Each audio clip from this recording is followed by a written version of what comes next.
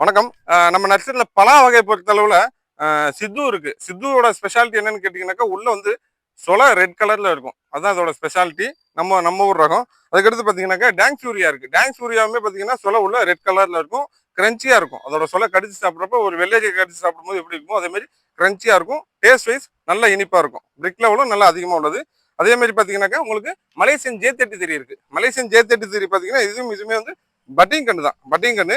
Taste wise பார்க்கும்போது இது honey ஜாக்னு சொல்லுவாங்க. மலேசியாவோட தேன் பலான்னு சொல்லி சொல்லுவாங்க. Malaysian honey jack. Taste wise பக்காவா இருக்கும். பிரிக் லெவல் அதிகமா ரெக்கார்ட் ஆனது இந்த மலேசியன் J33 பலா இருக்கு.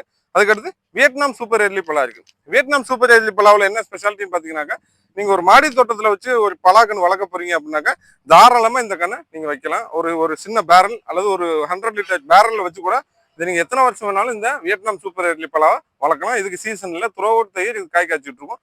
அடுத்து பார்த்தீங்கன்னா பிரெட் ஃப்ரூட் இருக்கு. பிரெட் ஃப்ரூட்டுங்கிறது கறிப்பலா, கறிச்சக்குன்னு சொல்லுவாங்க. குலினரி பர்பஸ்ன்னு சொல்லக்கூடிய சமையலுக்கு மட்டுமே பயன்படுத்தக்கூடியது. இது வந்து பார்த்தீங்கன்னா கூட்டு, குழம்பு இது மாதிரி வைக்கிறதுக்கு யூஸ் பண்ணுவாங்க. தேங்க்யூ.